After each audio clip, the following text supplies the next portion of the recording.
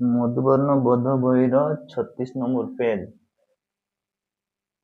36 number pager ଦେଇଛି ବର୍ଷକରେ 6ଟି ଋତୁ ଭୋଗ କରାଯାଏ। ଏଇଟା ପଢିବା। ଗ୍ରୀଷ୍ମ ଋତୁ କହିଲେ ବୈଶାଖ ଆଉ ଜ୍ୟେଷ୍ଠ ଦୁଇଟା ମାସ ଥିବ, ତାକୁ ଗ୍ରୀଷ୍ମ ଋତୁ କହିବ। ବର୍ଷା ଋତୁ କେବେ ଆଷାଢ଼ ଶ୍ରାବଣ ମାସରେ ବର୍ଷା ଋତୁ ହୁଏ। ଶରତ ଋତୁ ଭାଦ୍ରବ ଓ ଆଶ୍ୱିନ ମାସରେ ଶରତ ଋତୁ ହୁଏ।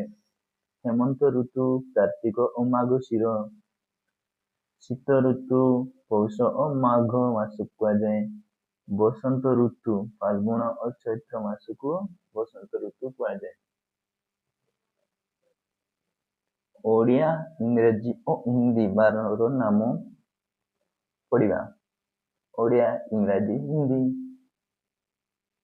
ସୋମବାର, ମଙ୍ଗଳବାର, ବୁଧବାର, ଗୁରୁବାର, ଶୁକ୍ରବାର, ଶନିବାର, ରବିବାର। ତାପରେ ସୋମବାରକୁ ଇଂଲିଶରେ କ'ଣ କୁହାଯାଏ? ମଣ୍ଡେ। ମଙ୍ଗଳବାରକୁ ଟ୍ୟୁଜଡେ।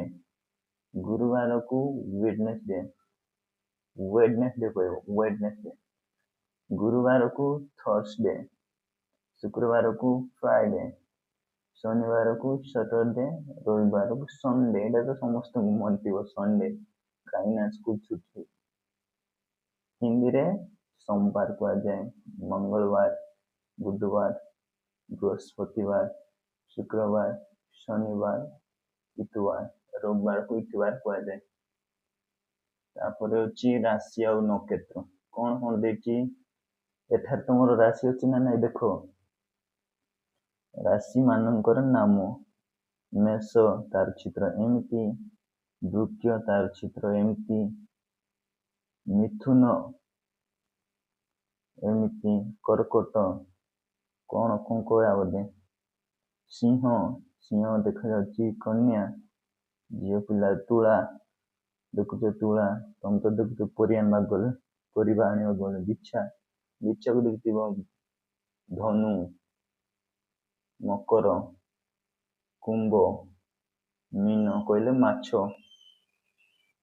ତାପରେ ହେଉଛି ନକ୍ଷତ୍ର ମାନଙ୍କର ନାମ: ଅଶ୍ୱିନୀ, ଦ୍ୱିଜା, କୃତ୍ତିକା, ରୋହିଣୀ, ମୃଗଶିରା, ଆର୍ଦ୍ରା, ପୁନର୍ବସୁ, ପୁଷ୍ୟା, ଅଶ୍ଳେଷା, ମଘା, ପୂର୍ବା ଫାଲ୍ଗୁନୀ, ଉତ୍ତରା ଫାଲ୍ଗୁନୀ, ହସ୍ତା, ଚିତ୍ରା, ସ୍ୱାତି, ବିଶାଖା, ଅନୁରାଧା, ଜ୍ୟେଷ୍ଠା। ଝିଅ ପିଲାର ନା କରାଉଛି। ମୂଳା, ପୂର୍ବାଷାଢ଼ା, ଉତ୍ତରାଷାଢ଼ା, ଶ୍ରାବଣ, ଧନିଷ୍ଠା, ଶତଭିଷା, ପୂର୍ବ ଭାଦ୍ରପଦ,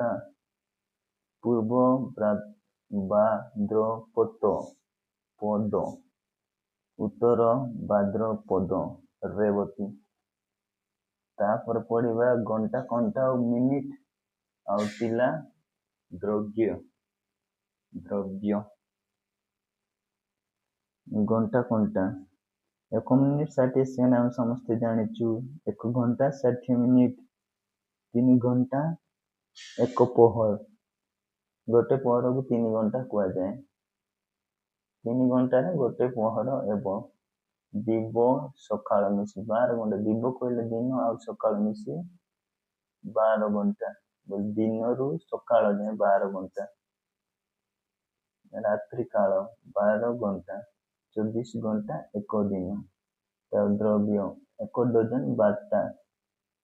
କଦଳୀ କିଣିବାକୁ ଗଲେ 1 ଡଜନରେ 12 ଥାଏ। 1 ଗ୍ରସ 12 ଡଜନ। 1 ସ୍ଲେର 20 ଗ୍ରସ। 1 ଦିସ୍ତା 24 ପର୍ଦ। 1 ରିମ୍ 500 ପର୍ଦ ବା 20 ଦସ୍ତା। 1 ବେଲ 10 ରିମ୍। ଏହା ଥିଲା 36 ନମ୍ବର ପାଠ। ବହି ଖୋଲି ପଢ, ନ ପଢି ପାରିଲେ ଆଉ ଥରେ ଦେଖ।